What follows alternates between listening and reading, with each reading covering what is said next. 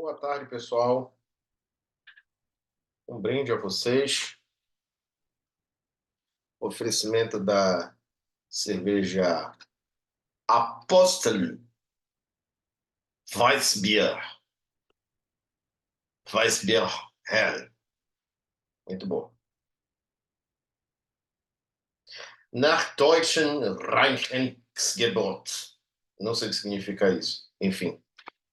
Hoje nós estamos aqui para discutir as oscilações acopladas. Tá certo? Vamos lá. Vamos introduzir a problemática, vamos trazer a generalização e a conclusão, tá? Então a gente pode se perguntar, na aula 3 desse curso, ou melhor, na aula 2, na aula 3 nós estudamos gravitação, a gente estudou as oscilações simples, né? Lá pelas tantas a gente falou sobre o forçamento, o forçamento externo. E aí, né, a gente pode se perguntar, quando é que vale a pena levar em conta o efeito do sistema massa-mola sobre o forçador? Tá? E aí a sugestão hipotética, né, é de que quando haja transferência de energia para ele, a gente considerou a princípio que toda a energia, tá, estava computada numa função ali do tempo, se expressava por meio de uma força, e que essa energia era transferida da vizinhança para o sistema. Agora o sistema faz parte do jogo. Tá? Então a hipótese é que mesmo que o movimento não seja periódico, é possível entendê-lo a partir do sistema periódico, e aí entram os chamados modos normais de vibração. Vamos lá. Vamos supor uma premissa geral aqui, que nós tenhamos n graus de liberdade, tá? E para um sistema que tenha n graus de liberdade, haverá, em geral, n modos normais de vibração, e alguns deles são idênticos. Exemplos. 1. Dois pêndulos acoplados por uma mola entre as massas. Ou dois pêndulos acoplados por uma corda.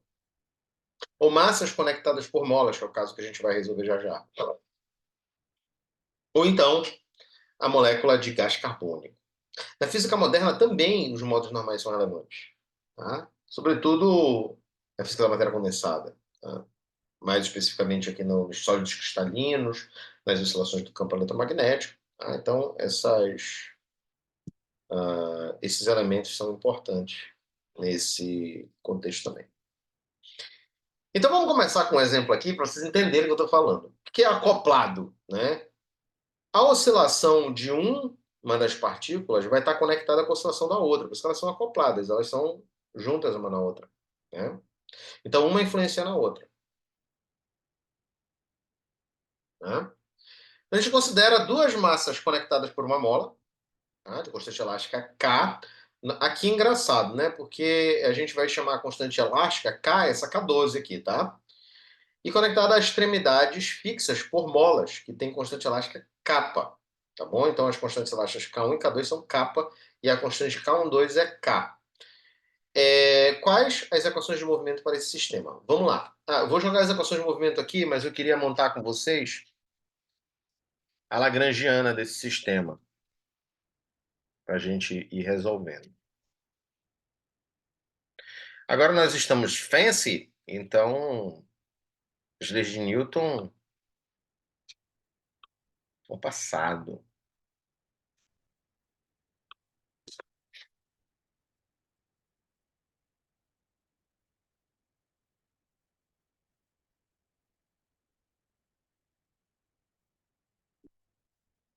Vamos lá.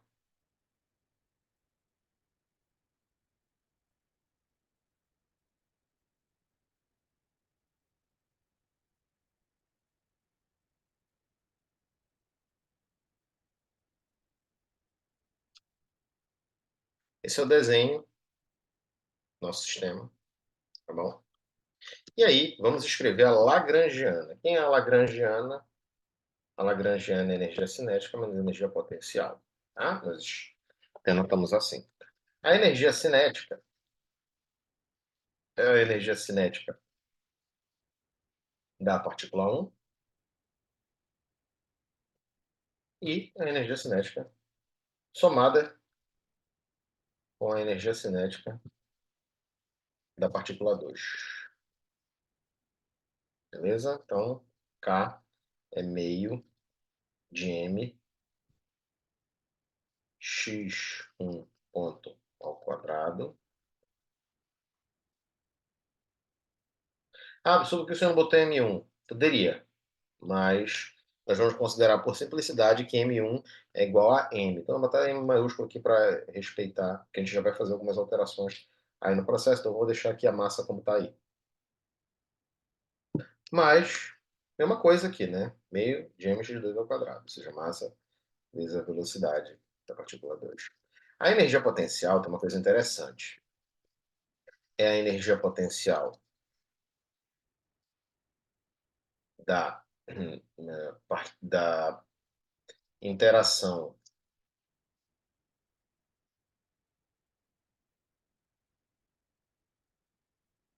da partícula 1 com a partícula 2 por meio da mola de constante. Agora eu já não me lembro aqui o que a gente ia colocar. Vamos voltar.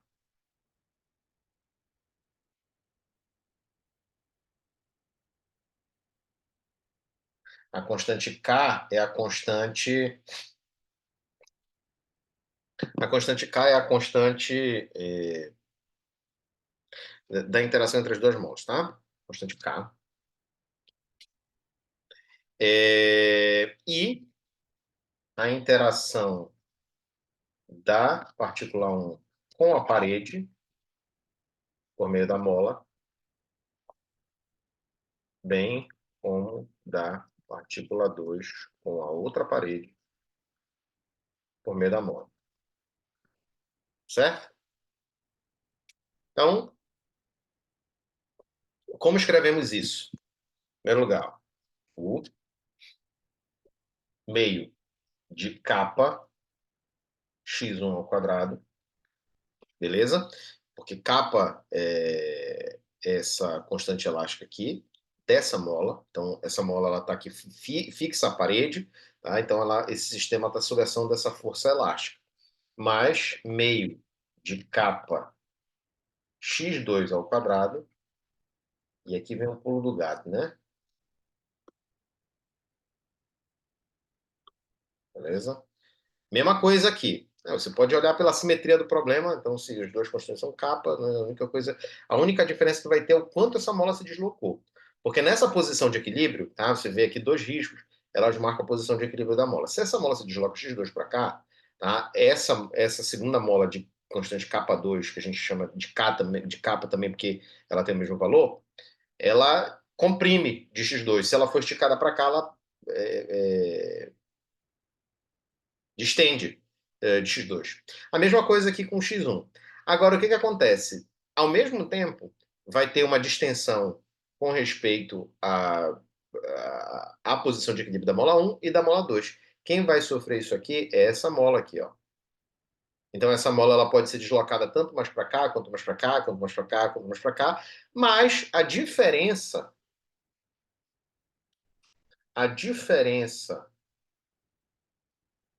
entre, aí eu vou chamar aqui de K, tá? Vocês me perdoam, mas eu vou fazer isso aqui, vou chamar de gama. Por que que eu vou chamar de gama? Porque K e kappa são muito parecidos, para a gente não se perder. Tá? Então eu vou mudar aqui, esse kappa 12, ele se chama gama, tá bom? Eu vou colocar aqui, ó.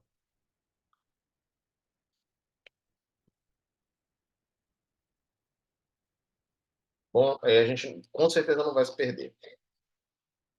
Aí, ó, gama, que é a constante elástica, vezes o deslocamento em relação à posição de equilíbrio. Então vai ser x2 menos x1. Você pode ver, olha, se x1 é essa distância, esse deslocamento em relação à posição de equilíbrio, por exemplo, esse x2 é esse aqui, essa mola terá a elongação x2 menos x1, tá? Que é menos essa elongação, menos essa. Ah, a mola comprimiu de um lado e distendeu do outro, não interessa. X1 vai ser negativo e essas distâncias vão aumentar, tá bom? No caso nas duas puxarem a mola para o mesmo sentido e ter uma diferença entre elas, beleza, né? No caso das duas distenderem, vai aumentar mais ainda. Tá? Então é isso, gente. Depende da diferença entre esses dois aqui. Tá bom? Então, na posição de equilíbrio, essa mola tem esse tamanho. Se você distende x2, você aumenta a alongação da mola de uma forma. Se você distende x1, você aumenta a alongação da mola de uma determinada maneira também. Nesse caso, tá? A gente está ilustrando o caso em que as duas alongações são positivas, ou seja, você tem uma compressão, tá? Cuja diferença é x2 menos x1. Mas pode ser que x1 esteja no sentido oposto, x2 para cá. Aí, claro, essa mola que estava aqui, ela vai fazer isso. Tá? Então, ó, vamos supor que ela seja aqui da espessura da minha cabeça. Se você aumentar um pouquinho para cá e um pouquinho para cá, tá? Você vai ter uma diferença entre elas em relação ao tamanho da minha cabeça. Aqui é x1 menos x2. É aqui, ó, só um segundo, gente.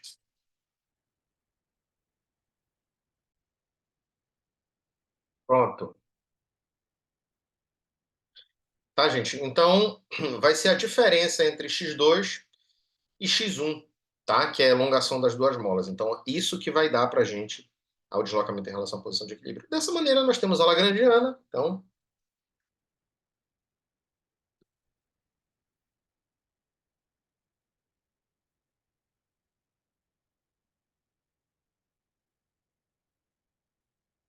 isso menos isso. Então, x1 e x2 são coordenadas generalizadas, que são nossas, equivalem às nossas coordenadas cartesianas. As equações de movimento tornam.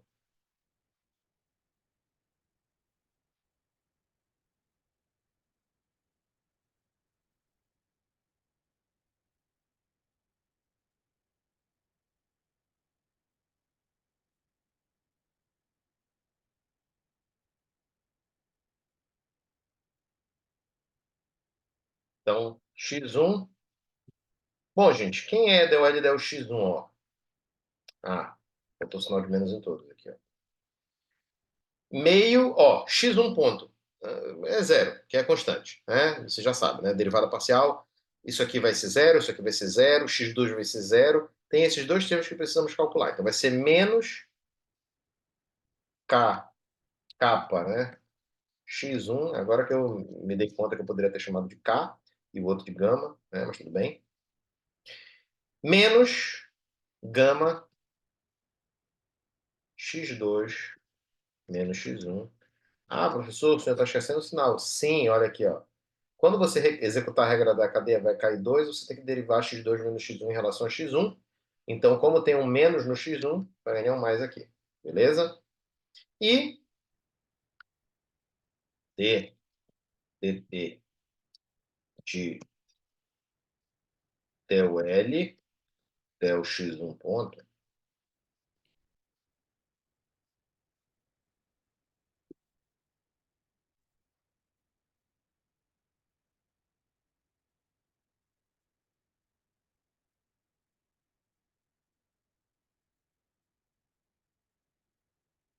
vai ser o que, ó, gente? X2 ponto é constante, x1, x2, todos esses termos vão ser zero. Quando você derivar essa lagrangiana, vai cair o 2 aqui do expoente do x1 ponto, aí vai ficar mx1 ponto, e a derivada disso, como m é constante, é considerado uma massa constante da partícula, vai ficar mx1 dois pontos. Então, mx1 dois pontos. Beleza, gente? E aí, né, para a coordenada 2, fazer a mesma coisa aqui, ó. Só que agora no x1 eu vou botar x2, ó. Então vai ficar menos kx2, e aqui ao invés de mais vai ficar menos, olha, porque aqui você vai derivar 2, tá? Morre com esse 2, gama x2 menos x1, derivada de x2 menos x1 em relação a x2 é 1. Então, como tem o menos lá na expressão, fica assim. E aí, né, a mesma coisa vai acontecer com o termo da derivada do momento generalizado, tá, gente? Então aqui, ó, só vou trocar aqui o x1 pelo x2, e aí vai ficar mx2 dois pontos, beleza? O que resulta em, olhe lá, né? Esse menos esse, né? Então, eu vou colocar aqui, ó, esse.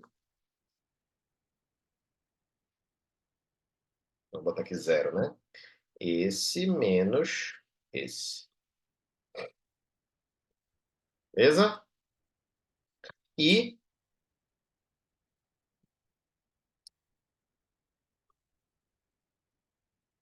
esse menos esse.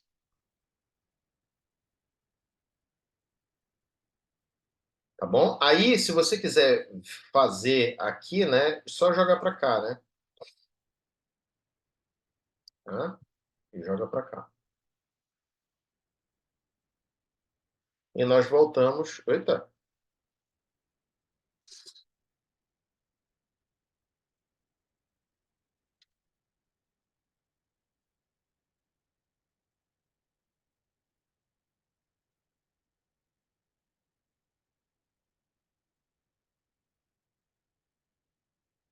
Pronto, ó. Então, são as expressões que a gente obteve aqui, ó. Aí você deve estar achando porque tem um mais lá, né? Mas lá é o mais, só que os dois são x2 menos x1, tá? Agora eu tô...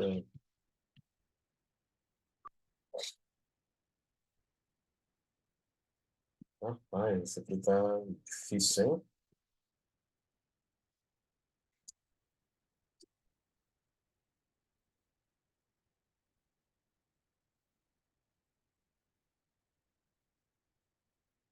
Pronto.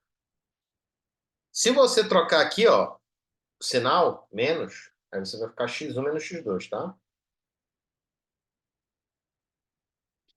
Então, voltando lá, né?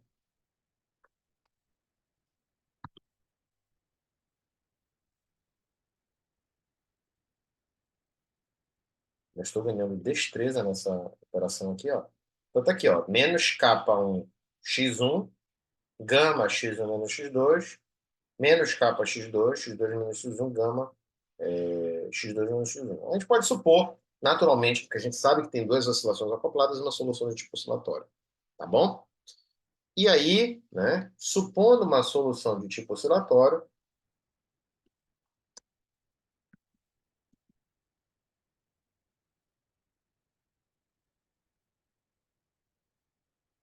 x1 vai ser c elevado a ômega t,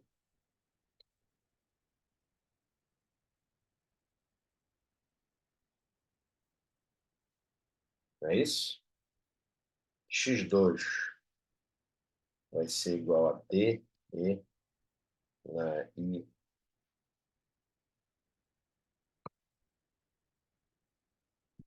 ômega 2t,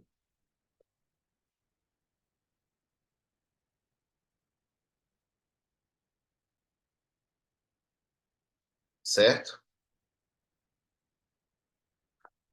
Desculpa. A gente só muda a constante, a gente bota o mesmo ômega a determinado. Tem aqui o ômega 2 já, mas ainda não. Tá? C e D é só ômega aqui. Esses ômega vão aparecer depois, tá? Então, é o método dos coeficientes a determinar. Gente, então aqui, olha o que acontece aqui. Vamos ter, ó, mx1 dois pontos. Vai ser c menos ômega quadrado. Tá? Espero que você entenda isso. Eu vou derivar duas vezes essa exponencial, vai cair i ômega duas vezes, i quadrado é menos um, ômega ao quadrado é ômega ao quadrado. Então, sobra aqui. E aqui vai ficar, ó, c, e aqui vai ficar c menos d. E, naturalmente, esse i ômega t, você pode colocá-lo em evidência. Tá? Isso vai resolver, olha que legal. Você resolve equações diferenciais, você transforma o seu problema diferencial em um problema algébrico. Não é isso? Isso que tá, quando a gente aprende equações diferenciais, a gente aprende. Aqui você vai fazer a mesma coisa. Só que como você tem um sistema de equações diferenciais, você vai ter um sistema linear de equações. Naturalmente, você vai resolver, vai transformar o seu problema num problema matricial. A gente faz a mesma coisa aqui, ó, menos ômega. Só que agora vai ser d, né? Ômega ao quadrado. D, beleza? Aqui vai ser d, d menos c. E, voilá, temos o nosso problema matricial. Você ainda não enxergou? Manipulemos, como diria Chevalier.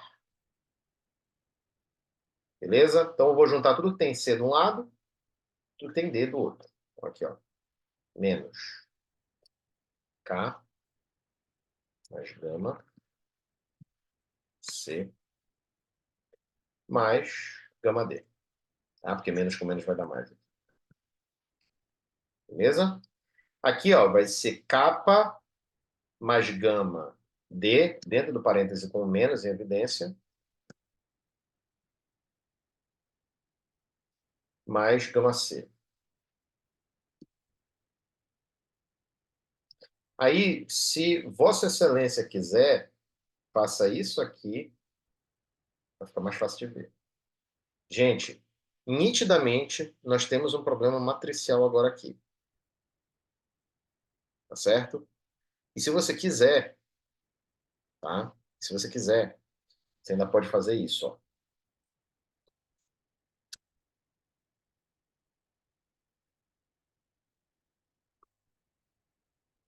Isso aqui vai passar positivo, tem um C, então eu vou colocar M ômega quadrado, beleza? Isso aqui vai ficar zero, beleza? Então ele passou com um sinal de menos, como tinha um sinal de menos aqui, eu coloquei em evidência, ele continuou com um sinal de menos. A mesma coisa nós vamos fazer aqui, ó. Zero, aqui menos, M ômega quadrado. Já viu o problema matricial? Olha aqui, ó. Nós temos uma linha por uma coluna, e aqui linha coluna. Cadê, professor? Olha aqui, colocando na fórmula matricial.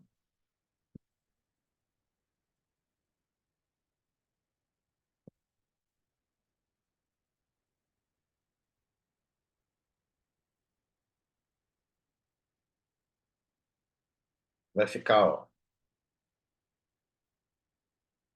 M ômega quadrado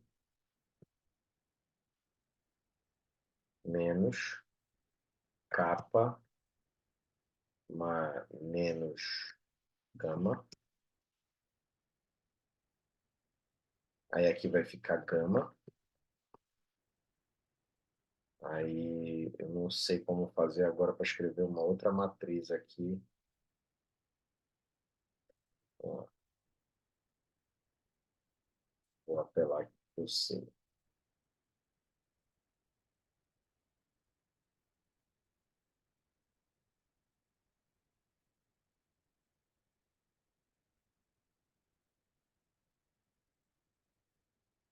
Matrizes. Vou desenhar uma matriz 4x4 aqui dentro.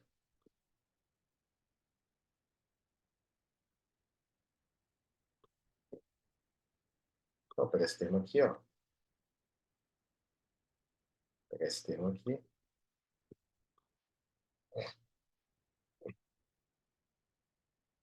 Esse termo aqui. Esse termo aqui.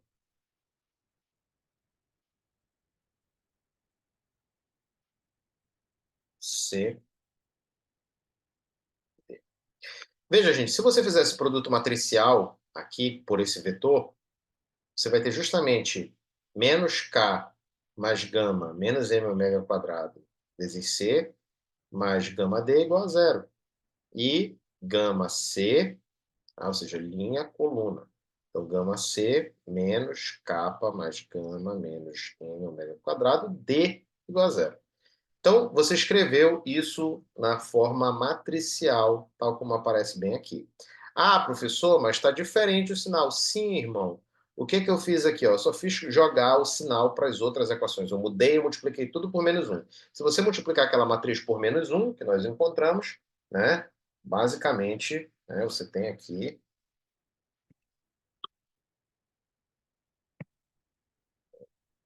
Sei como... Queria mexer no teclado aqui. Agora sim, vai. Se multiplicar por menos 1, o sinal de menos vem para cá e não vai alterar em nada o seu problema. Então, justamente, chegamos aqui. Gente, para você resolver essa equação, basta você fazer o determinante dessa matriz igual a zero. Bora fazer isso?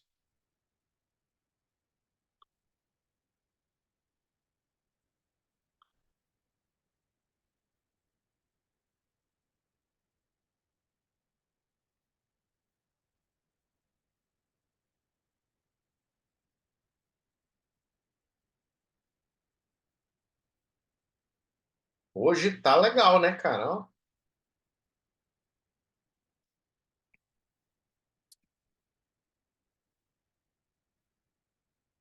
vamos lá.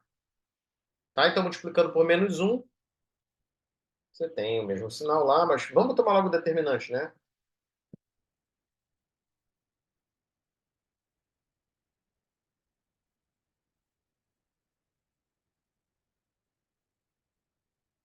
Isso com isso, ó, dá isso ao quadrado.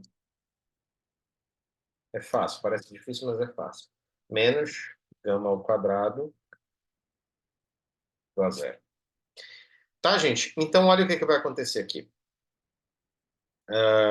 Resolvendo essa equação,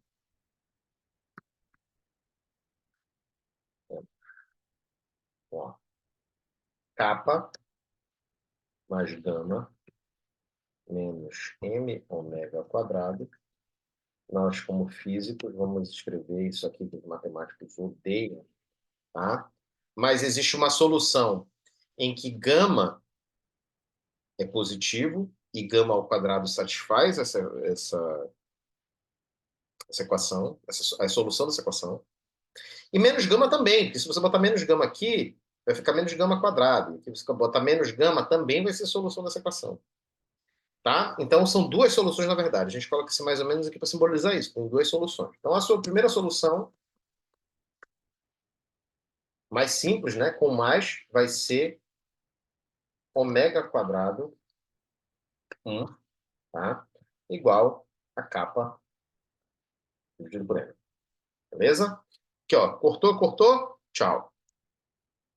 Agora, sendo negativo, esse cara vai passar para cá e vai ficar 2 gama. Capa mais 2 gama, dividido por m. Tá? Então, a segunda solução, que é para o valor de menos gama, nos dará... Eu vou até botar assim, né?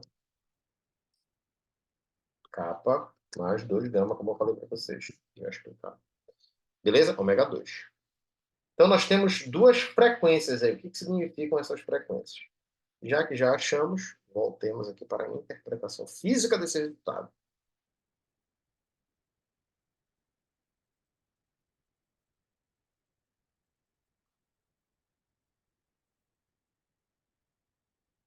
Vamos lá.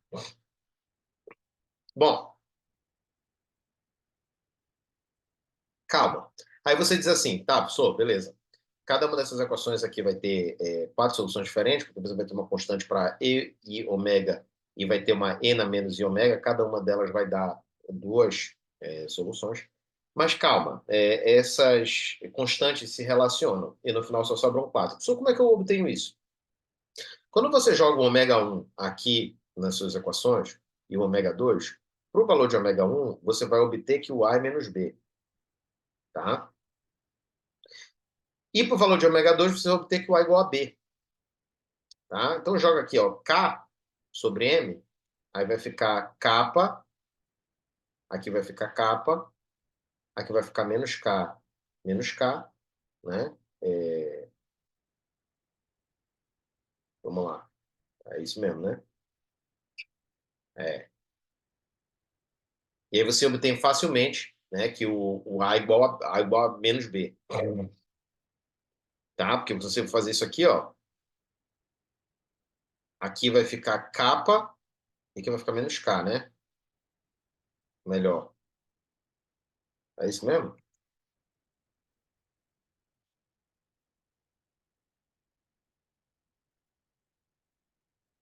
Vamos lá. Então, aqui, né?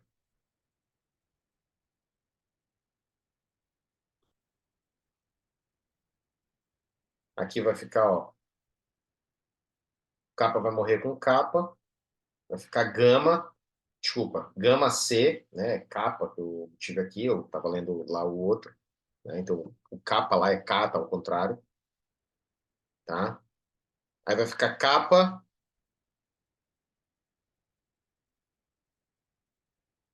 Só um segundinho, gente, que eu acho que tá acontecendo alguma bobagem aqui em casa. É, realmente estava. Então, aqui, ó, você vai ficar com K, aí vai ficar gama, tá? Gama, menos gama igual a menos gama C mais gama D, então você vai ter A igual a C igual a D, tá? Que no nosso caso lá é A igual a B. E se você jogar esse aqui, aí você vai tirar capa de um menos 2 gama, vai ficar menos gama, então vai ficar mais C gama vezes D gama, então vai ficar um C igual a menos D.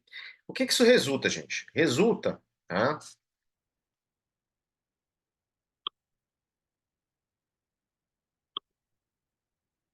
Resulta aqui, ó, que essas suas soluções vinculadas a ômega 1, elas vão ficar negativas e as soluções vinculadas a ômega 2, elas vão ficar positivas, tá certo?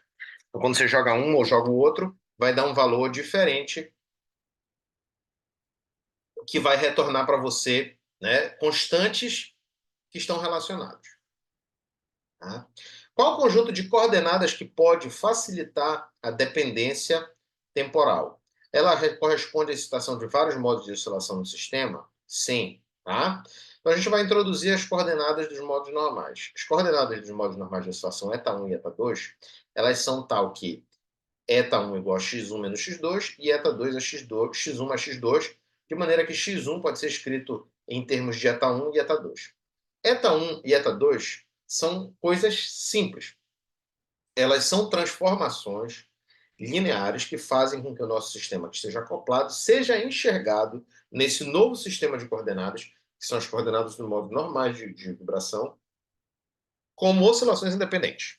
Então, tem dois modos normais de oscilação aí, tá? Que são modos simples, que é o modo eta1, tá certo? Que é a diferença entre eles, e o eta2, que é a soma entre eles. Quando você joga eta1 igual a zero, ou desculpa, x1 igual a zero, eta1 igual a menos eta2, e x2 igual a zero, vai ficar eta1 igual a eta2, tá?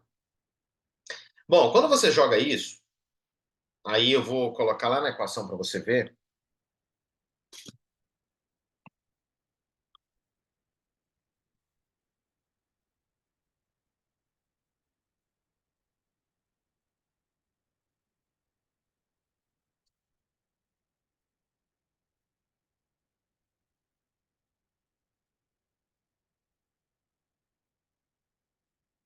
Tá? Olha o que, que vai acontecer. Eu vou somar as duas.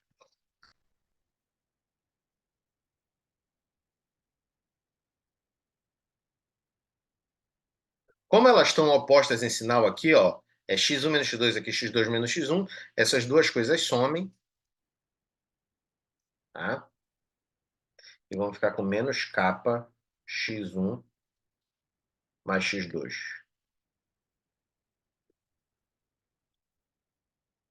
E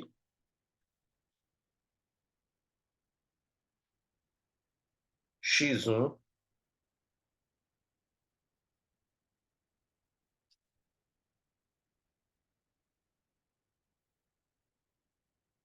mais x2, dois pontos. Tá? Então, gente, isso aqui, ó, é o conjunto eta1 igual a x1 mais x2. Nós vamos ter aqui, ó,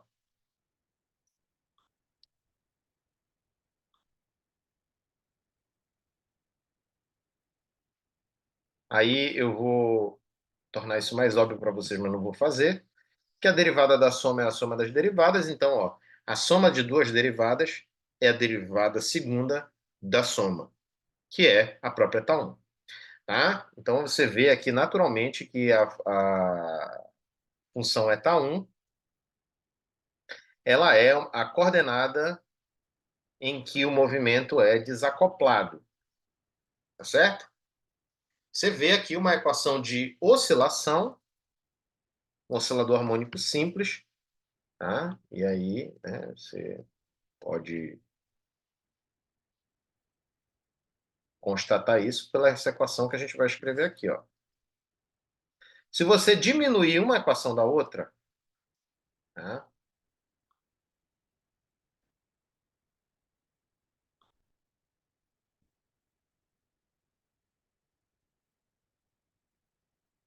Olha o que que vai acontecer, gente. Então vai ficar x1 menos x2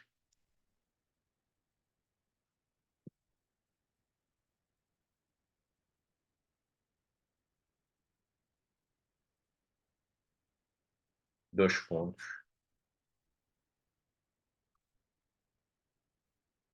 menos capa, aqui ó, x1. Aí esse aqui ia ficar mais x2, mas como tem um menos na frente, a gente deixa ele em evidência. Menos gama. Aqui ó, x1 menos x2, tá? Menos gama x2 menos x1, que é o oposto dele, vai ficar duas vezes gama x1 menos x2.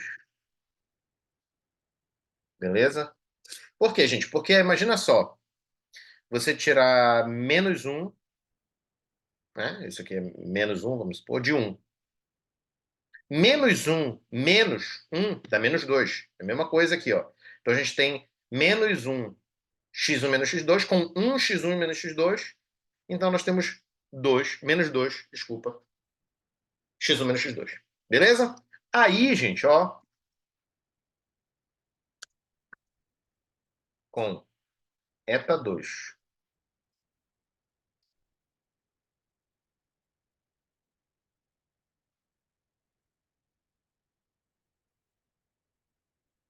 x1 menos x2, temos a mesma coisa, mas nós temos um modo de vibração diferente. Tá?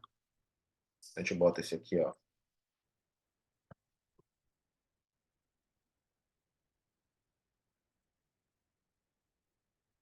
Certo? Aqui. E eta2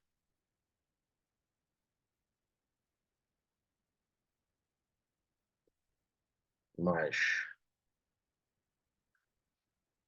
capa mais 2 gama dividido por m, eta2 igual a zero. Beleza? Então, nós temos mais uma oscilação aqui com essa frequência ao quadrado, tá? Essa frequência angular ao quadrado que nós obtivemos anteriormente aqui, ó. Então, o que nós fizemos com essa transformação na mão, tá? Foi encontrar, separar esse problema de maneira que a gente pudesse ver um novo sistema de coordenadas que enxergasse isso como oscilações simples. Naturalmente, os modos de vibração nos ajudam a ver melhor esse sistema. Mas, qual é a grande questão? A grande questão é que esse sistema ainda está sendo descrito em termos de x1 e x2. Nós vamos ver no final que é possível escrever sempre a solução geral de um problema como uma combinação linear dos modos normais, das coordenadas dos modos normais de vibração. Então, por isso que elas são úteis. A gente vai propor agora um procedimento geral para vocês, tá bom? No qual você pode trabalhar com os modos normais de vibração sem que você tenha que fazer essa coisa toda no braço e ficar refletindo sobre o que, que é, o que, que não é. Nós vamos trazer uma formulação matricial. Mas antes disso, eu queria falar para vocês sobre o acoplamento fraco, que é uma condição muito interessante que acontece quando a constante elástica de acoplamento é muito pequena. Tá?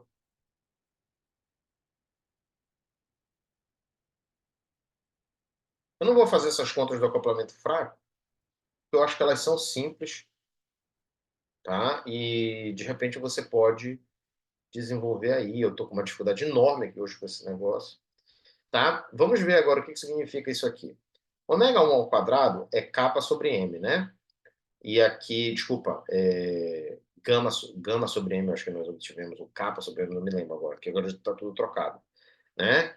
K era a constante que nós associamos, né, a constante elástica da conexão, que é o gama, né? Então aqui é gama sobre m, e aqui vai ficar kappa mais 2 gama. Beleza? Então é a constante da mola, tá? Que é o do modo simétrico, como se as outras estivessem fixas, e a do modo antissimétrico, que elas vão oscilar assim. Então, ó, o modo antissimétrico, ele tem uma frequência maior, tá? E elas oscilam assim, ó. X1 é igual a menos X2. E X1 igual a X2. A mola oscila assim, é um modo simétrico. Ele tem frequência menor. Lembre-se sempre, por exemplo, de efeitos que removem simetrias na física, eles tendem, né, a perturbar esse sistema de maneira que essa frequência tenderá, né, a ser maior nesses casos, tá bom? Então, o sistema ele tem dois modos de oscilações simples. A coordenada eta1 oscila com frequência angular ômega 1 maior, tá? No nosso caso, a gente fez aqui, ó. Eta1 é a diferença e eta2 é a soma. A gente fez lá o contrário, mas não tem problema, só inverter um pelo outro. Eu sempre desculpa, gente, como isso aqui é tão arbitrário, eu sempre inverto essas coisas e o resultado dá o mesmo. Sabe por quê? Porque tem que dar. Vai ser um de um jeito, outro do outro. Então, olha o que acontece. A coordenada eta1, né, que a gente fez pela soma lá, é a diferença aqui, a coordenada eta2. Então, quem é eta1? Ômega 1 é a maior frequência. No nosso caso, nós tivemos a menor, uma ômega 1. Então, vamos inverter. Se ômega 1 for a frequência angular, né, kappa mais 2 gama, essa aula aqui tá uma perdição de notação, né? Vocês já notaram isso. Então, é uma frequência maior. Esse eta1 é o modo antissimétrico. Como eu já falei para vocês, essa questão da simetria, ela está conectada com a quebra de simetria está associada a uma frequência maior, como se o sistema tivesse que trabalhar mais rápido para compensar isso. E a ETA 2, né, que é a frequência menor, no nosso caso nós tivemos ao contrário, seria a ETA 1, tá, que é essa bem aqui, ó, kappa sobre m, ela é um modo simétrico. Tá? Então, o modo simétrico, ele oscila assim. Então, qualquer oscilação nesse sistema é uma combinação de uma oscilação simétrica com uma oscilação antissimétrica. Tá? O acoplamento fraco é o que, gente? Nós chamamos da constante elástica K a constante elástica que acopla as duas molas. Quando, tá, as molas que fixam esse sistema às extremidades são muito mais fortes, ou seja, kappa é muito maior que K, que é igual a gama, nós vamos ter isso aqui, né? A ômega 2 é isso, e a ômega 1 você pode escrever isso dessa maneira aqui, tá? Bom, é ômega 2 ao quadrado aqui, tá? Porque isso aqui também é adimensional. Tá faltando aqui um quadrado, deixa eu colocar aqui. Então, ó, a gente pode colocar em evidência essas coisas, trabalhar uma expansão binomial, e nós vamos obter, aqui em termos da frequência natural de vibração do nosso sistema, tá? Vamos obter. Só um segundinho.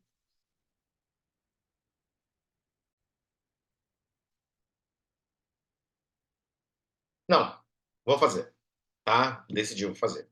Um acoplamento fraco.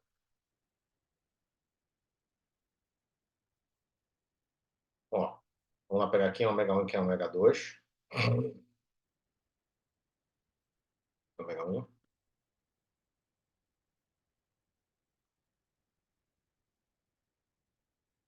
Tá? Ômega 2.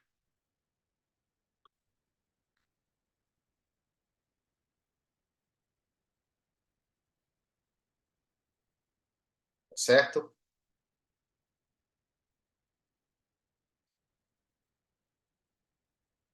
Vamos lá.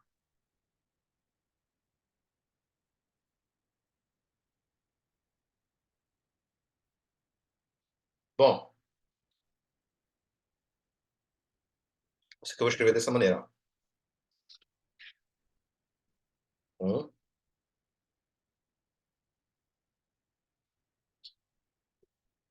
Kappa sobre M.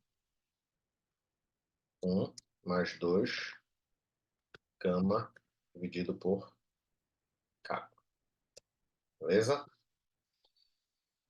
Então tá. Certo? Certo. Vamos lá.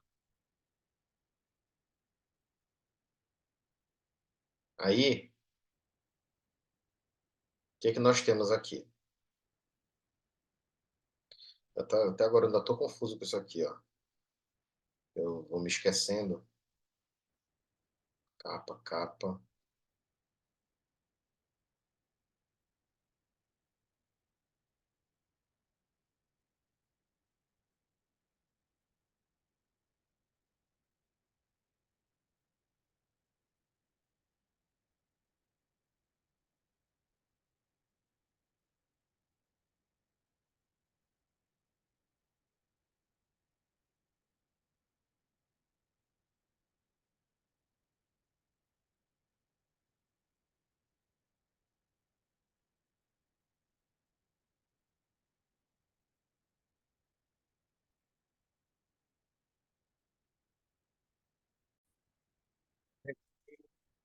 Fiz algumas mudanças aqui no slide porque eu percebi que tinha umas coisas esquisitas aqui. Eu fui consultar, né, na fonte original, nos cálculos que eu tinha feito. E aqui a frequência 1 é capa, não é gama, tá, gente? E eu estava falando, só que aparecia um K aqui, né? Então estava confuso. Lá nos cálculos a gente obteve a frequência correta, tá? A gente obteve o capa, só que essa anotação confusa do slide acabou atrapalhando um pouquinho. Então, ó, ô caramba.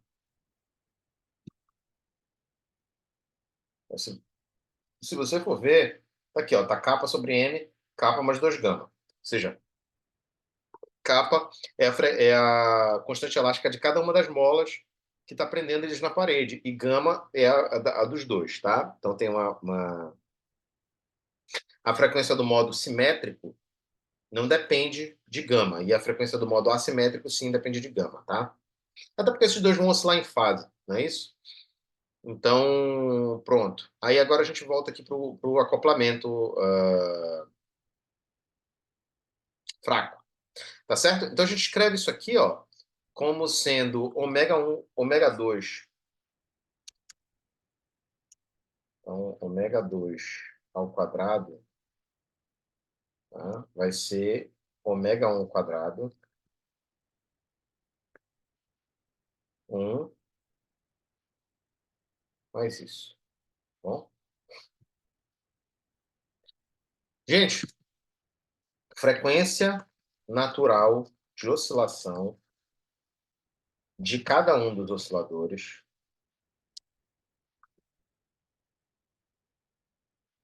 que é quando o outro é mantido fixo. Só para vocês lembrarem, eu vou subir aqui, ó.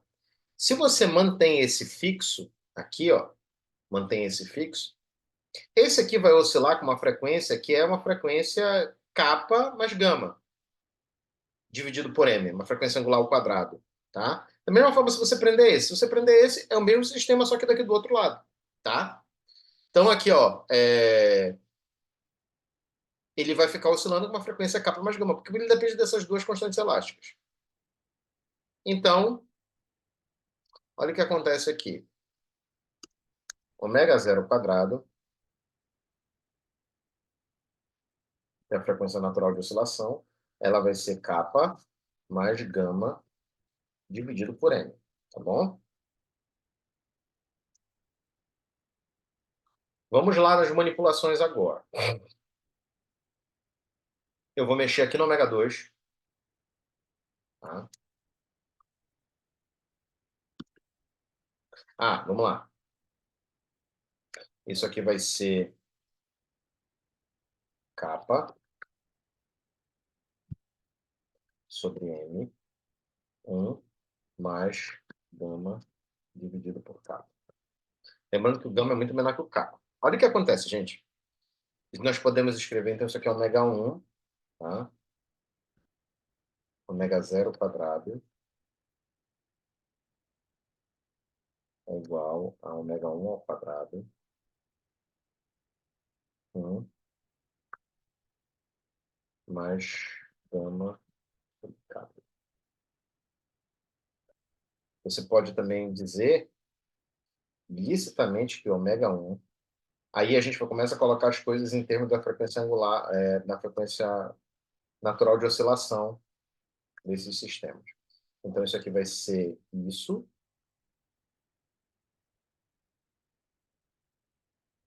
elevado a menos 1, beleza? Ômega 0 quadrado,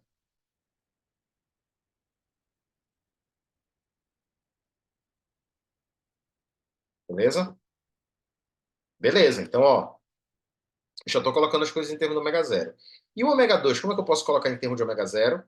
Tá? Ômega 2 ao quadrado é ômega 1. Só que o ômega 1 é isso, né, gente?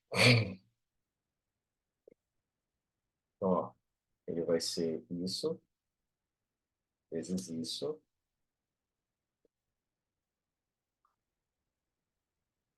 ômega 0 ao quadrado, beleza?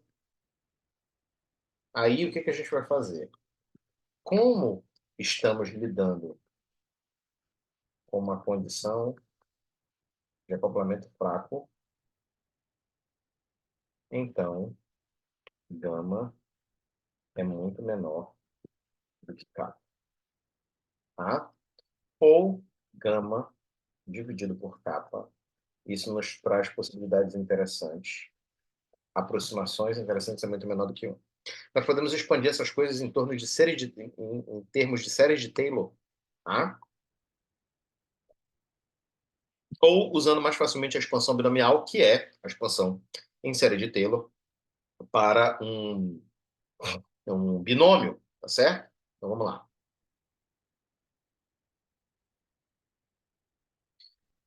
Isso aqui, gente, tá?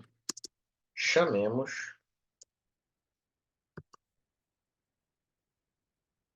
Só para facilitar mesmo.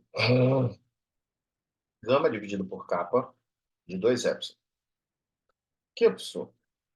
Que eu quero, tá? Então, eu vou chamar assim, ó. Beleza? Aí fica parecendo que é totalmente arbitrário, né? Vai totalmente de encontro ao que eu quero para vocês, né? Dois variáveis. Assim, gente, vamos ser que você está estudando mecânica clássica, que você já tem que panjar das manjarias. Olha aqui, ó. Eu vou panjar da manjaria para você entender, porque eu disse que eu quero, tá? Não é bem porque eu quero. Isso aqui nós vamos fazer uma expansão binomial. E aqui a gente tem um quadrado, certo? Isso aqui vai virar a raiz de 1 mais 2 epsilon elevado a menos meio.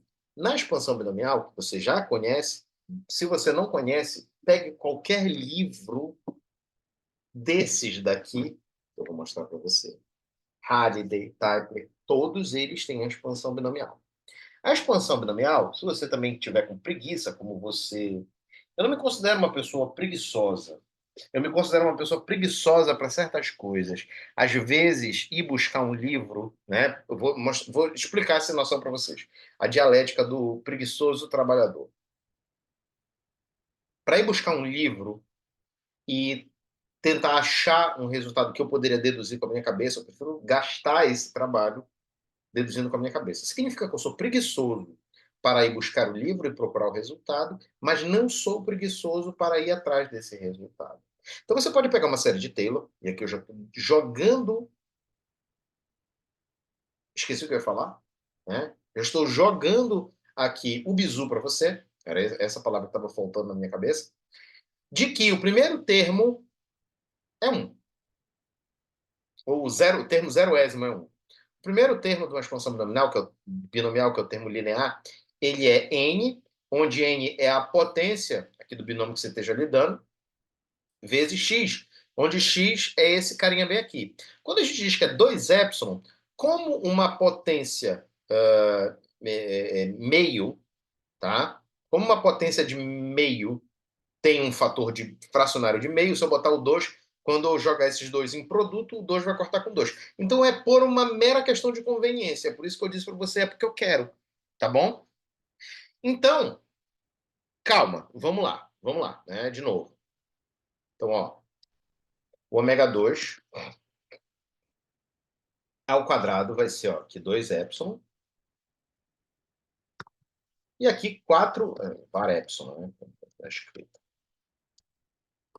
E aqui 4 epsilon. Beleza? Agora vamos ao que interessa e entender por que nós botamos esse fator de 2. Assim, ó. Eu vou escrever tudo em função às frequências dos modos normais de vibração. Já falei para vocês aqui isso, tá? Em função, aí aqui vem o meio, da frequência natural de oscilação desses osciladores quando que são computados quando o outro está fixo, né? Quando o outro está preso, esse aqui vai oscilar, porque esse aqui é um oscilador que está dependendo dessas duas constantes elásticas, então ele vai oscilar com sua frequência. Se eu segurar ele, o outro que vai oscilar, tá? Beleza? Então aqui é menos meio, aqui é meio e o cacete. E ômega zero. Ô, caramba.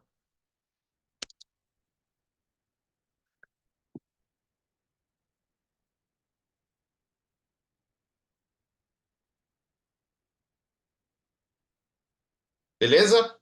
Vamos expandir esses carinhas aqui, ó, usando a expansão binomial. Então, aqui, ó, usando a expansão binomial. Aí, pessoa, parece caviar isso aí, eu nunca vi, nunca vi, não comi, eu só ouço falar. Tá aqui, então, ó, o caviar para você aqui, ó. Tá? NX mais tarará. Em que condições essa expansão funciona? Essa expansão funciona justamente quando x muito menor que 1. Tá certo, meus filhos? Então, olha aqui, ó. Vamos lá. Botar aqui, trocar laranja por banana. Aqui a gente vai dizer, ó, a banana trata-se de uma fruta. Então, para uma fruta, basta você adequar as constantes que vão caracterizá-la como fruta. Então, ó, vamos lá. Quem é o nosso x? 2 epsilon. E quem é o nosso n? Né? É 2 epsilon. E dividido por 2. Né? Mas, dane-se o resto, porque a gente não quer saber. Né? 1 menos epsilon. Beleza? Para epsilon. Esse outro termo aqui, ó, ele vai ser, ó, 1 mais 4 epsilon dividido por 2 mais... Não queremos saber o resto, porque não importa, porque é muito pequeno o epsilon, mais 2 epsilon. Beleza, gente? Estamos quase chegando lá. E aí, ó, olha como que vai ficar a nossa jogada aqui. Assim. Eu vou trocar isso por um menos epsilon como muito boa aproximação. E eu vou trocar isso aqui por um menos epsilon. E aqui, mais epsilon.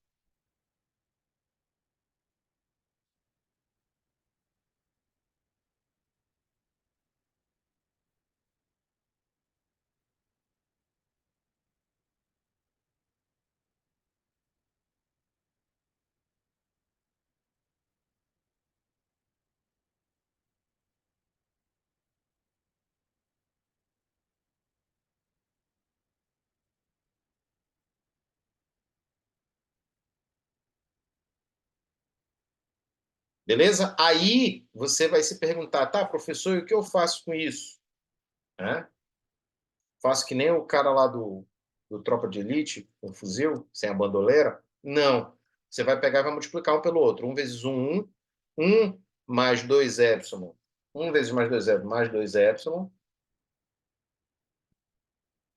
Menos ε com ε. Opa, aqui é mais, né? Menos ε.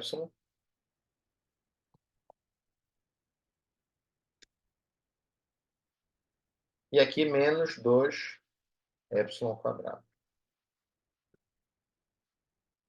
Ai, professor, e agora? Tem um termo difícil aí. Pois é, vai tornar ele fácil.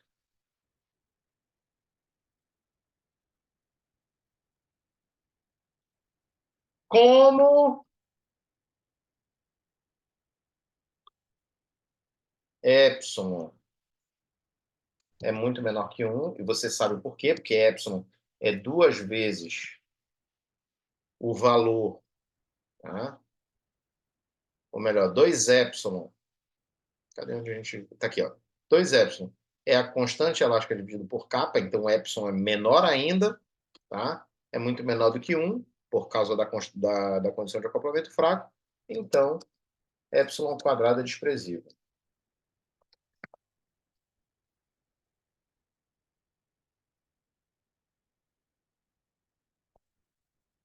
Tá? Isso aqui, digamos assim, é aproximação, fundamentos da aproximação, né, gente? Se você não sabe isso aqui, eu recomendo que você vá atrás, porque muitos livros fazem essas aproximações. Tá? E aí, ó, temos isso. Vamos lá. Chegamos aqui, ó, colocamos.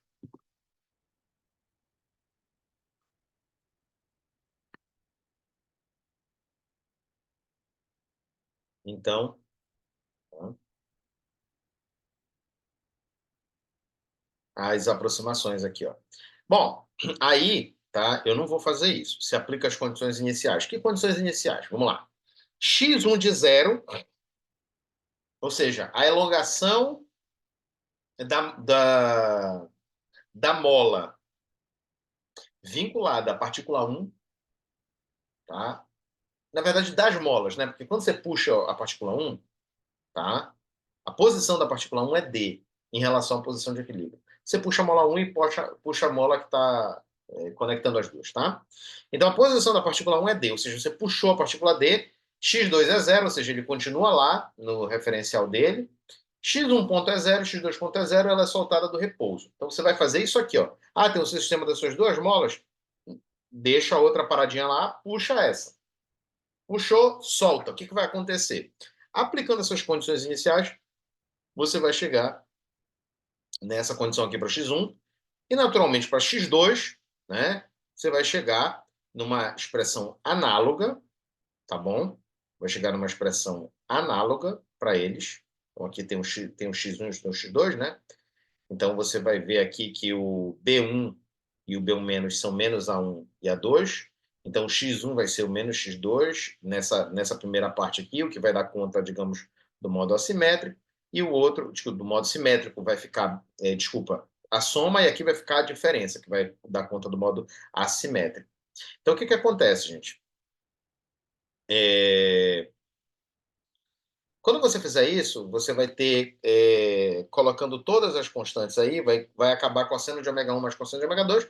Você usa uma fórmula de prostaférese, tá? Que é essa aqui. Se você não conhece essas fórmulas, elas são muito simples, tá? Pega o cosseno. Cara, eu sempre me esqueço. Até quando eu fui dar essa aula, daqui a 2 semanas atrás, eu me esqueci também.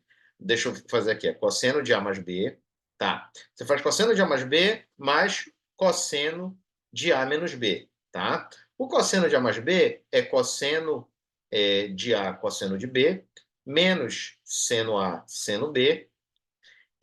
O cosseno de A menos B é cosseno de A cosseno de B mais seno A seno B. Quando você somar essas duas coisas, os termos de seno vão sumir, vai ficar 2 vezes cosseno AB, cosseno A, cosseno B, é cosseno de A mais B mais cosseno de A menos B. Aí você faz uma mudança de variável. Você chama A mais B igual a X e A menos B igual a Y.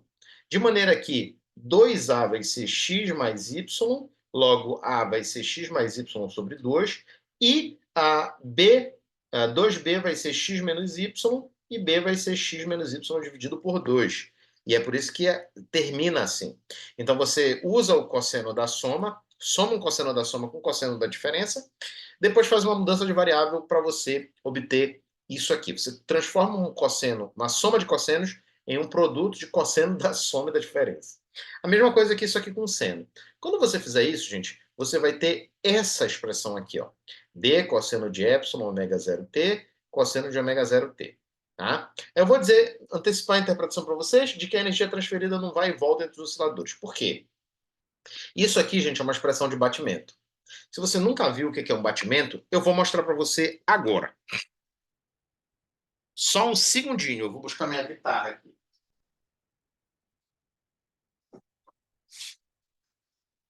Vamos lá.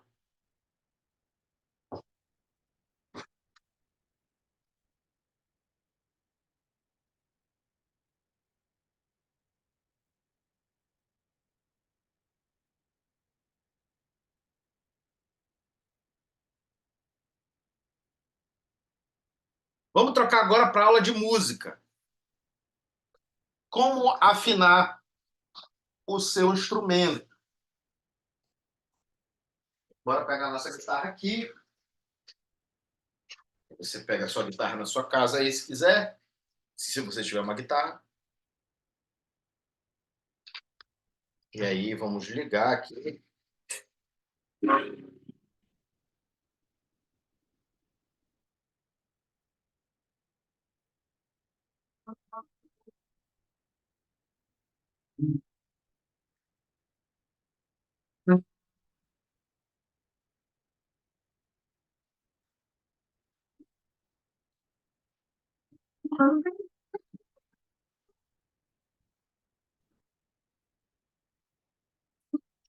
Como afina-se a sua guitarra? Bom, você tem dois jeitos aqui. A frequência da nota Lá, que é essa nota bem aqui, ó. A minha guitarra está afinada meio tom abaixo, então desconsidere. Considere que eu esteja falando aqui da nota Lá. Tá? Ela tem que ser igual à nota Lá aqui embaixo. Ó. A propósito, ela está ligeiramente desafinada. Isso aqui, tá, gente? A parte da premissa é que essa frequência é igual a essa. Então você ouve isso pelo som. Uma forma alternativa de fazer isso é comparando os harmônicos produzidos aqui pela quinta corda, tá? E pela quinta casa da primeira corda e da sétima casa da segunda corda. Então, vou fazer isso aqui, ó. Essa guitarra, ela tá, pro ouvido humano, tá afinada. Sobretudo pro ouvido humano obsoleto. Pro absoluto, talvez ele veja algum batimento. Agora eu vou... então, por isso, esses dois harmônicos estão na mesma frequência. Se eu tirar um pouquinho aqui, ó, de afinação, eu vou aumentar bem o som para você ouvir.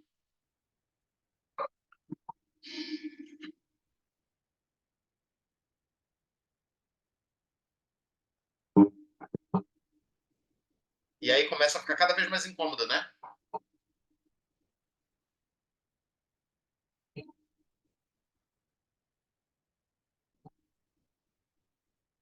Você ouve uma oscilação aí. Aqui, ó. Nas cordas mais agudas fica mais claro, inclusive, ó. Ela está mais ou menos afinada, está quase lá. Mas eu vou tirar um pouquinho.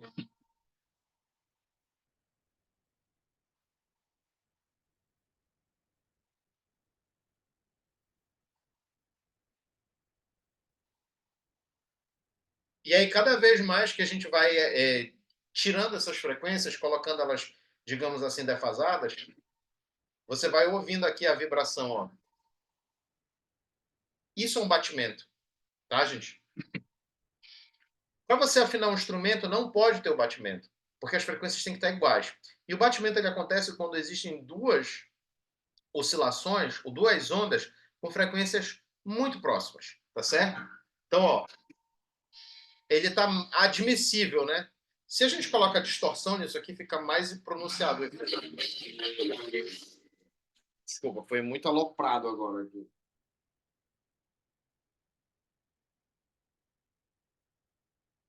Pronto.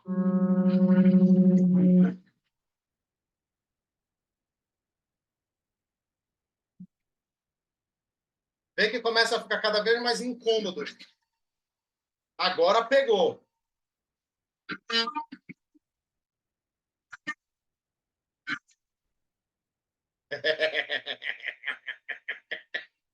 Caraca, agora pegou bacana, né? Porque a distorção ela tem mais a sustentação do som. Então, o som ele fica ah, sendo produzido por mais tempo, né? A intensidade dele permanece constante assim, decai mais lentamente. Então, ela tende a ficar mais constante, digamos assim. Veja, isso se dá porque nós temos oscilações, ondas, tá? Nesse caso, que estão oscilando em frequências ligeiramente diferentes. E essa aqui, gente, é a expressão para o batimento. No caso, para a segunda coordenada, que é a coordenada de x2, tá? A coordenada de x2, nós obtemos o mesmo resultado, mas quando você vai aplicar lá nas equações de movimento os parâmetros adequados, você cai num seno. E aí olha o que acontece, gente. Nesse caso, nós temos dois osciladores no nosso sistema. A gente não tem um forçamento externo. Os dois estão no sistema. Mas tem um forçador aí, porque a segunda oscilação, tá? O segundo oscilador é um forçador para a primeira, porque elas estão acopladas. Aí o que acontece? Enquanto x1 está no seu valor máximo, x2 está no valor mínimo. E aí a amplitude de x1 começa a diminuir e a de 2 aumentar. Então eles começam a fazer isso aqui. De maneira que nessa condição de acoplamento fraco, a gente vê muito claramente que por conta da constante elástica, que une as duas, ter um valor muito menor do que as outras constantes elásticas, é como se cada um tivesse oscilando, transferindo energia de um para o outro. Em geral, a oscilação é mais complexa do que isso. Mas nesse caso em particular, em que a gente tem um acoplamento fraco, é como se acontecesse, um começa a oscilar e vai perdendo energia e vai transferindo para o outro, né? E aí vai acontecendo isso aqui, né? Um vai transferindo para o outro. É um negócio muito interessante, tá? Vamos lá. Então, para terminar a nossa aula, né? A gente já está no meio dela aqui, tá? A gente vai lidar agora com um problema que é o problema geral das oscilações acopladas. Então, vamos supor um sistema conservativo descrito em termos de um conjunto de QK, coordenadas generalizadas, com n graus de liberdade e equilíbrio estável. O que significa isso? Que QK tem uma posição, digamos assim, de equilíbrio, QK ponto é igual a zero, ou seja, a velocidade é igual a zero, e QK dois pontos é igual a zero. Tá? A aceleração também é zero. Isso nos leva a que del L e del QK seja zero. A gente vai supor ainda que as transformações de coordenadas não envolvem o tempo, ou seja, transformar as coordenadas generalizadas para coordenada cartesiana ou outro sistema de coordenadas não vai envolver tempo, até porque quando eu falo transferir para coordenadas cartesianas, as coordenadas cartesianas estão colocadas em outros sistemas de coordenadas também, esférica, cilíndrica, etc., parabólica. E geralmente vamos admitir que a energia cinética é a função quadrada da velocidade, o que gera essa expressão acima, tá bom? Então, como L é K menos U, se a energia cinética depende só da velocidade, naturalmente, né, vai sobrar del U, del QK, e na posição de equilíbrio, tá certo? Para QK igual a zero, né? Então, isso aqui vai ser zero. Bom, a energia potencial, gente, então nós podemos escrevê-la como um produto matricial, tá? Isso aqui é um produto matricial. Mas antes disso, eu queria dizer que ela é uma função aqui das coordenadas. Como a gente está lidando com oscilações, a gente vai lidar com o produto quadrado das velocidades. E esse termo AJK, ele se expressa por meio, né, do auxílio de uma série de termos. Se a gente usar uma série de Taylor para expandir qualquer potencial em torno dessa posição de equilíbrio, qualquer potencial segue uma oscilação simples. Por quê? Isso se relaciona com essas condições bem aqui, ó. Para U nós temos o zero, que é o zero do potencial, nós podemos considerá-lo como zero. O primeiro termo é a derivada de U, que é a força aplicada no ponto zero. Isso vai dar zero, porque o sistema está em equilíbrio. O segundo termo vai ser a derivada segunda da energia potencial, tá? E vai dar como função dos quadrados das coordenadas generalizadas. Então, por isso que a segunda derivada de U com respeito a QK e QJ vai nos dar o termo AJK. Por que você está perguntando isso? Né? Se for uma mola em oscilação simples, beleza, isso aqui está um sistema unidimensional. Mas se essas oscilações forem cruzadas em coordenadas, tá? Então esse é um termo mais amplo que vai te expressar, se o seu sistema for independente entre as coordenadas, vai se expressar por meio de uma matriz diagonal. Tá? Então isso aqui vai ser a derivada segunda em x, derivada segunda em y, derivada segunda em z, se esse sistema for diagonal e não houver acoplamento entre as diferentes direções. Tá certo? Esse caso é o caso mais geral porque ele leva em conta isso. Então, esse AJK, ele é a derivada segunda em relação a QJ e QK. A vizinhança da configuração de equilíbrio é uma condição de movimento que estamos impondo e, por isso, a gente está considerando o regime de pequenas oscilações. Os coeficientes de energia cinética é uma função quadrática da velocidade, então ele vai ser dado dessa maneira: mjk, qj ponto, qjk ponto. MJK é um elemento de uma matriz. Vamos chamar isso aqui de matriz de inércia. Tá? Melhor, matriz de massa, porque matriz de inércia a gente usa para um outro termo lá na dinâmica do corpo rígido. Então vamos chamar isso aqui de matriz de massa, e isso aqui da matriz das constantes elásticas. Não tem um nome. É a matriz A e a matriz M. Não tem um nome para isso. Tá? Nós vamos chamar dessa maneira porque é o que elas relembram. E por que elas são assim? Bom, para a energia cinética ser função do quadrado da velocidade, e é isso que está acontecendo, nós temos que levar em conta também os termos cruzados. Então a gente escreve isso em termos de um somatório duplo, tá? Que leva em conta o somatório J e K. Então isso aqui vai misturar. Por exemplo, se isso aqui for uma matriz diagonal, naturalmente nós vamos ter os termos separados. Se for uma matriz não diagonal, os termos não estão separados, eles estão acoplados. É simples, é abstrato, é difícil, mas é simples de entender, porque o negócio é direto, tá? Ou seja, é simples, mas é difícil. Ou seja, essas duas coisas não são a mesma coisa. Ser fácil não significa que seja simples.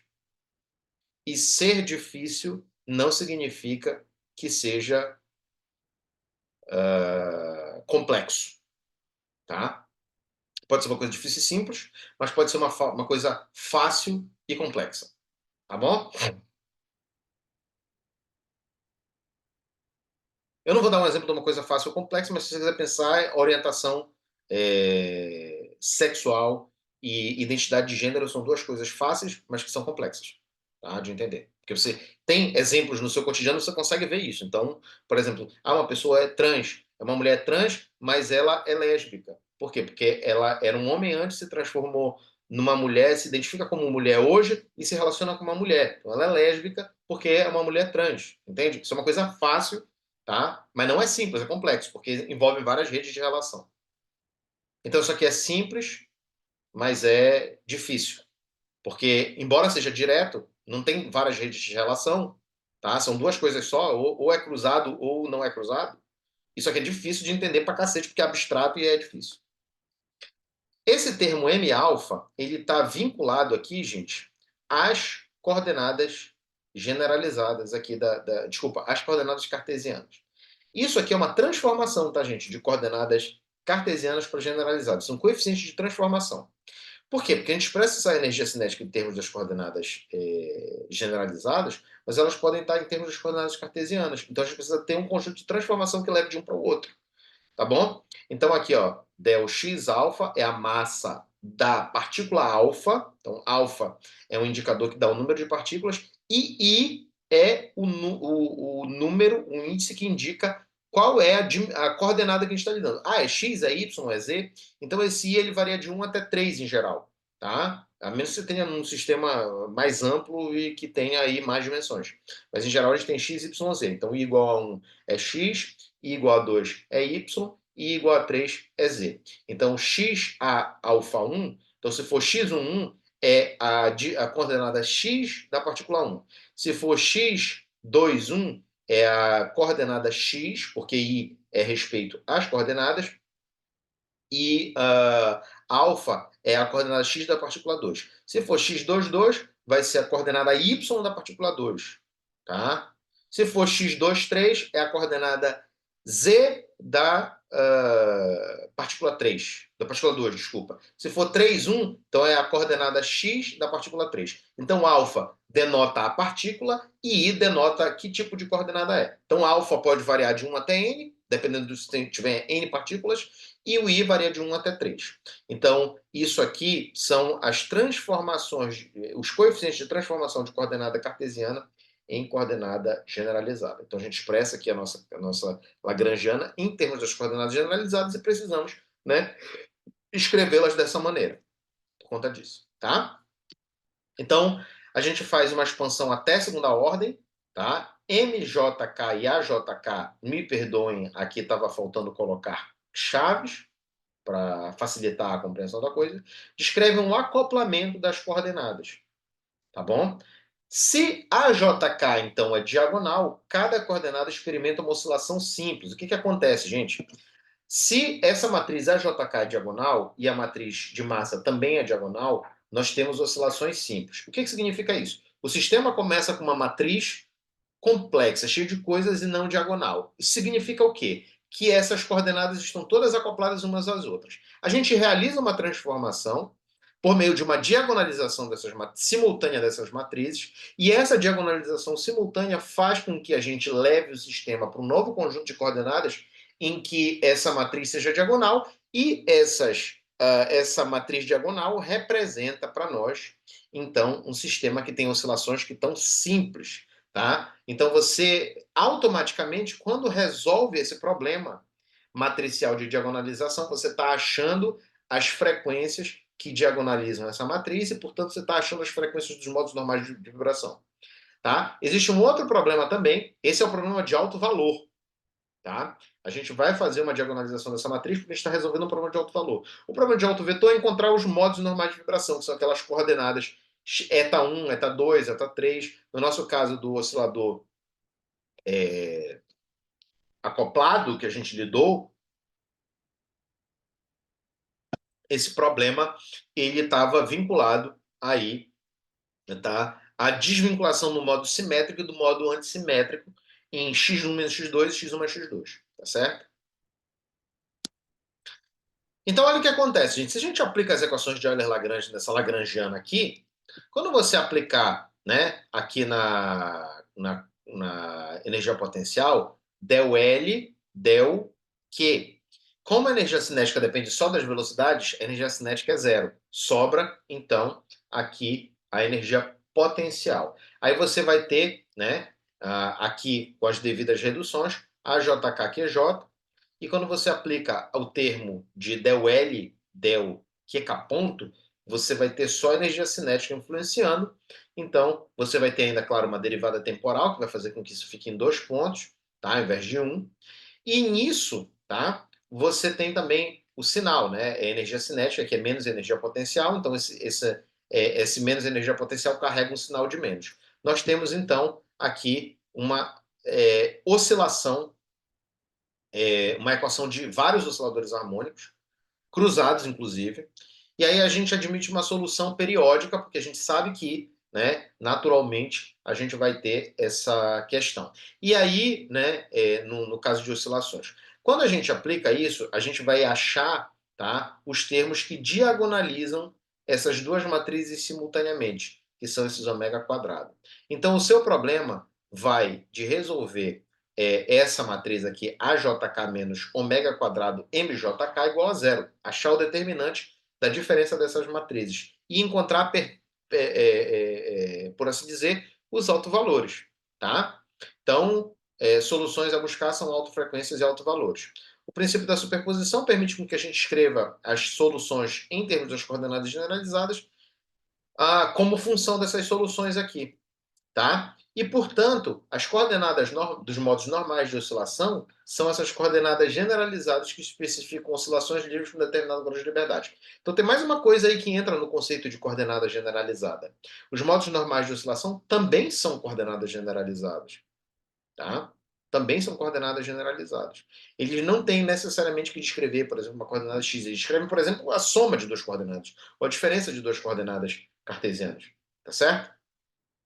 E aí, naturalmente, você pode ver, né, que cada uma das suas soluções aqui vai ter uma expressão desse tipo. E é isso que garante que cada um dos modos de vibração com a sua frequência característica é uma oscilação simples, porque resulta na equação de um oscilador harmônico. Isso aqui é a equação de um oscilador harmônico, e é por isso que os modos normais de oscilação podem ser entendidos como oscilações individuais. Então, assim, o que acontece? O seu sistema está oscilando todo maluco, você faz uma transformação nele e olha de diferentes modos como essas oscilações poderiam ser simples e como você pode enxergar o seu sistema como uma combinação dessas oscilações simples. Ou seja, o problema é simples, mas é difícil, tá? Então, o método geral é: escolha as coordenadas generalizadas e determine a lagrangiana, represente as matrizes A e M na forma n por n, que é uma matriz quadrada, determine as razões entre as componentes dos autovalores, determine o fator de escala pelas condições iniciais, determine as coordenadas normais através de combinações adequadas das coordenadas generalizadas, e é isso, gente.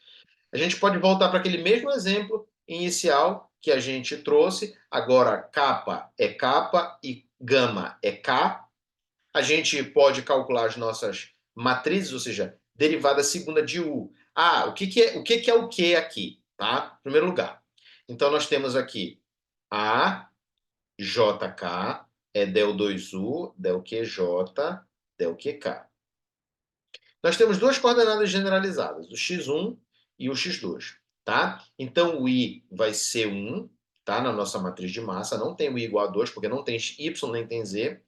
E o alfa vai variar de 1 a 2, sendo a partícula 1 e a partícula 2. Então, vamos fazer de cabeça isso aqui, só para você ver que, assim, é simples, mas é difícil, né? Então, ó, quando você for calcular a derivada segunda aqui de u, tá? Porque o A é a derivada segunda de U. E o outro aqui é a derivada das coordenadas cartesianas em relação às coordenadas generalizadas e levando em conta as massas. Então, olha o que acontece aqui, ó. Quando você derivar duas vezes o x1, aí você vai ter aqui, ó, k, kappa aqui, e aqui vai cair, ó, o k por causa desse termo. A mesma coisa aqui ficou faltando, olha.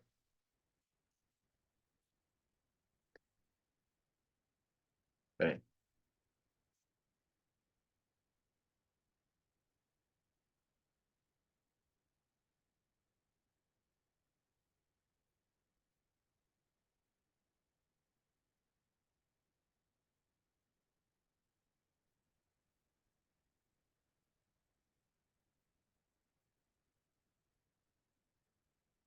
mas ficou faltando mais k aqui.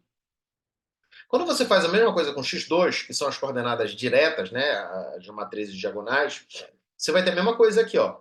Derivar o x2, olha, pô, esse slide aqui tá, meu Deus do céu, tá aqui, ó, x2. Você vai ficar com kappa mais aqui o x2, né, porque tá aqui ao quadrado, né, então aqui vai ficar, ó, a derivada, cadê? Derivada segunda, né? Quando você derivar a segunda vez, vai cair esse sinal aqui e ele vai sumir, né, para você. Então aqui, ó, vai ficar assim essa matriz, ó, kappa mais k, e aqui menos k e menos k, que são das derivadas cruzadas, né? Então você derivar x1 e x2, vai cair aqui, né? Esse, e x1 e x2 aqui. Os outros termos vão ser zero. Tá? A matriz de massa é mais simples ainda, porque você não tem os termos cruzados. Então você tem só dependendo de x1 e só dependendo de x2, então ela vai cair os termos diagonais aqui e você consegue obter os modos normais de vibração. Eu não vou fazer essa conta aqui, bom, não é difícil, essa conta você consegue fazer em casa, tá? E aí você pode depois aplicar a razão dos componentes. Minto, eu vou fazer, tá? Que a gente já está no final. Então vamos lá, pegar essa Lagrangiana, né? Eu sempre me arrependo de dizer que eu não vou fazer, que no final eu acabo fazendo. Eu odeio isso.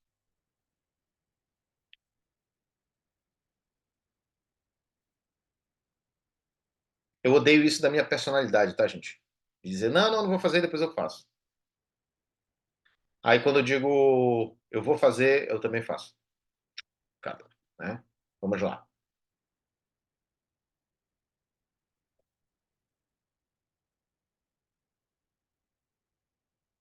Vamos lá. Aqui, ó. Então, ó, isso aqui é o U, né?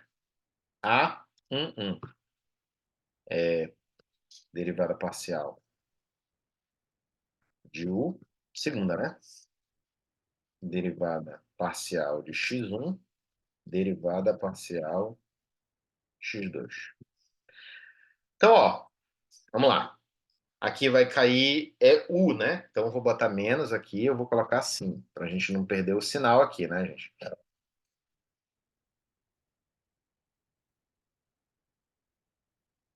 Então é a derivada do U. Isso aqui, né, quando eu fui fazer na sala, acho eu procurar o sinal, é porque eu estava calculando com a Lagrangiana, mas é só com U. Tá bom, gente? Olha aqui, ó. Então vai cair ó, aqui, ó. Derivada em relação a x2, capa x2, beleza? Mais gama x2 menos x1. E aí eu vou fazer a derivada parcial agora em relação. Opa, não era a derivada cruzada, era a derivada em relação a x1. Então isso aqui é a segunda derivada em relação a x1. Me perdoem aqui pela minha leseira, tá? Então aqui vai ficar capa x1. Aí eu vou botar mais logo uma derivada parcial aqui.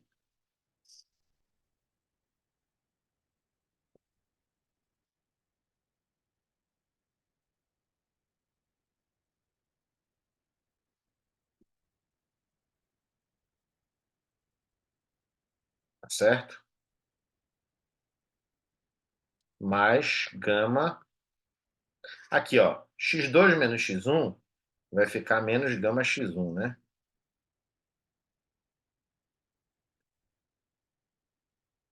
Tá bom? O melhor, como esse é x2 menos x1 ao quadrado, eu ainda posso fazer aquela gambiarra lá, né? Tá, quando eu for derivar isso aqui de novo, tá? Eu vou botar x1 menos x2. Então isso aqui é x1 menos x2 ao quadrado. Essa derivada tecnicamente tem que dar a mesma coisa depois, mas eu não vou deixar. X1 menos x2, tá? Aí isso aqui é x1 menos x2 ao quadrado, tanto faz se mudar a ordem, tá? Dá no mesmo. E isso aqui vai ficar gama x1. Se você for derivar de novo, vai ficar capa mais gama. Beleza? A2, A2, A1, A22, mais simples, né? Então aqui, ó, lembrando que essas interpretações são diferentes para os diferentes índices. Então aqui é a segunda coordenada generalizada e aqui é a segunda coordenada generalizada, que não são referências às coordenadas cartesianas. Eu vou pegar a mesma coisa aqui, ó.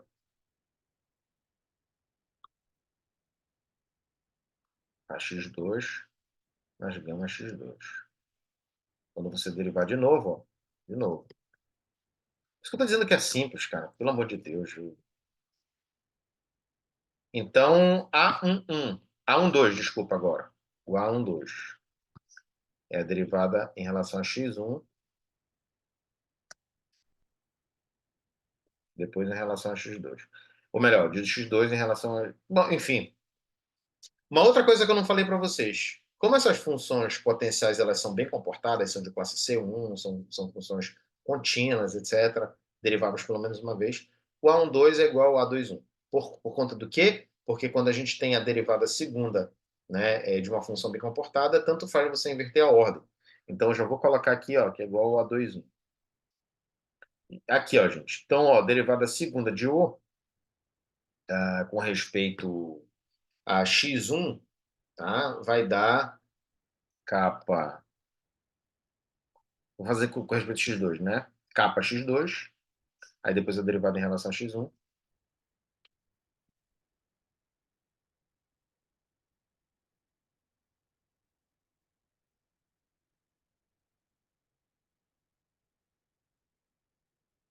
mais gama x2.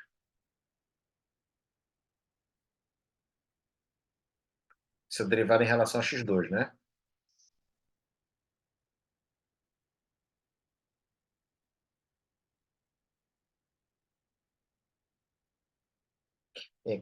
Peraí. Aqui é x2 menos x1.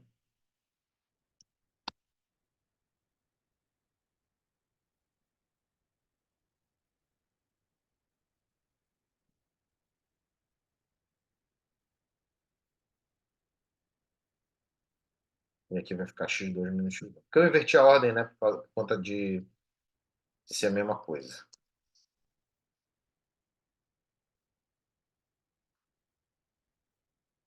Tá?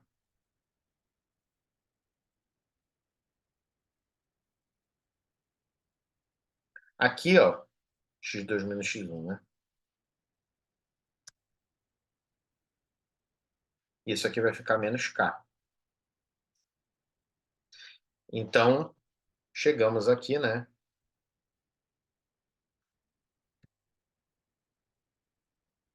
Na matriz que a gente queria. Porra, meu.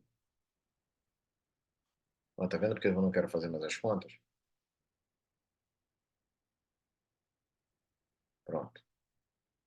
Então, k mais kappa menos k, que são os dois termos. Ah, então é relativamente simples, né? Nada de pânico.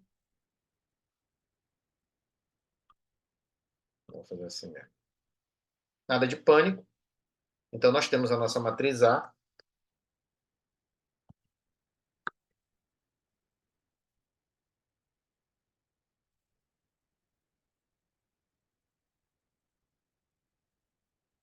Deixa eu descer um pouquinho aqui.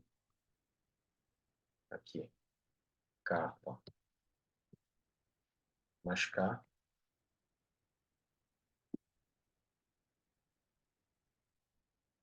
menos K menos K. Bom?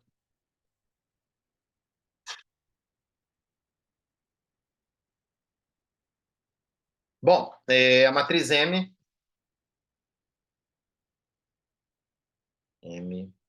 tem os termos MJK igual a nenhuma referência a candidatos à Prefeitura de Santarém, até porque eu, o, o meu espectro político sou totalmente contrário a esse maluco aí do JK, tá? Então aqui vai ficar M alfa, derivada parcial de x e alfa del QJ,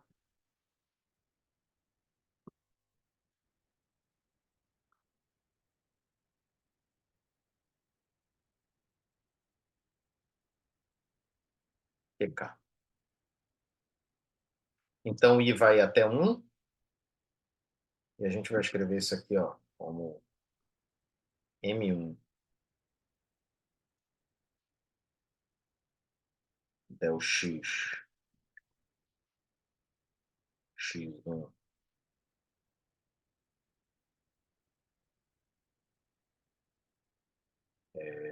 derivada parcial QJ,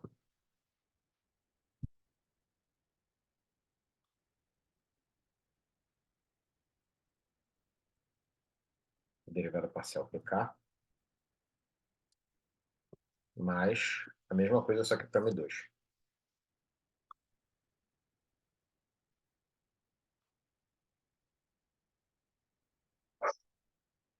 Beleza? Bom, vamos ver rápido aqui, né? Que quando J for igual a 1, a gente tem o Q1, e K for igual a 1, nós temos o termo igual a 1, o X1 também, que é a primeira coordenada generalizada. Tá? Então, vamos escrever esses termos assim só por extenso. Né?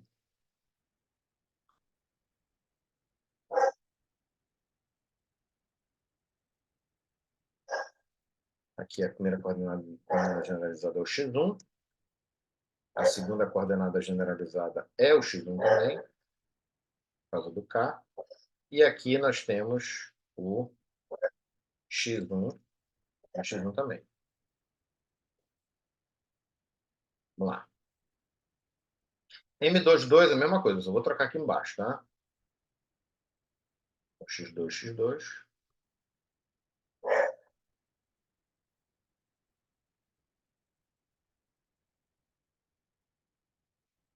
O M12, eu vou colocar aqui, ó, QJ, QK, então vai ser x1, x2, QJ, QK. Tá? E o M, que é igual ao M21. Basta você inverter aqui, ó, vai ficar x2, x1, x2, x1. Então, aqui é igual a M2. Veja, gente, isso aqui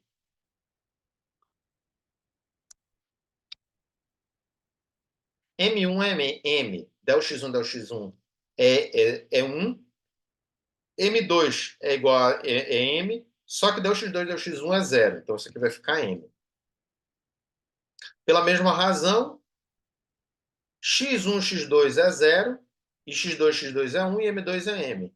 E, pela mesma razão, x1, x1 é 1, mais x1, x2 é 0, x2, x1 é 0, então todos os termos são 0, a matriz de massa, né,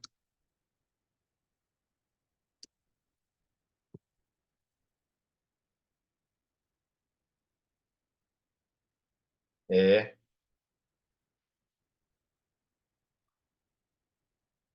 essa aqui, ó. Já é diagonal, né? Então, o seu procedimento vai diagonalizar simultaneamente uma matriz que já é diagonal e a matriz A, tá? Que não é diagonal. Então, assim que nós obtivemos essas duas matrizes, tá? E a diagonalização delas, você multiplica isso aqui por ômega quadrado, tira uma da outra, vai te dar os dois modos normais de vibração. Aí depois você aplica aqui, né, o produto dessas matrizes, as transformações de coordenadas, aqui já não são mais os mesmos A, tá, gente? Aqui A maiúsculo, aqui A minúsculo, são as matrizes que transformam as coordenadas cartesianas nas coordenadas dos modos normais. E, né, você calcula o fator de escala e tal, né? Um modo ocorre quando o outro é zerado, então o eta1 igual a zero implica que x1 é menos x2, isso aqui é o modo assimétrico. Eta igual a zero, x1 igual a x2 implica que é o modo simétrico.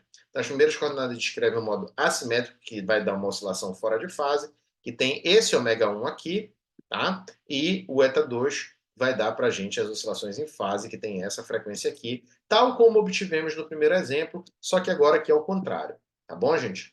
Então, você pode usar as condições de ortonormalidade para normalizar os seus vetores que descrevem o modo normal de oscilação, obtendo esse resultado. E é isso, gente. Um forte abraço e tudo de bom.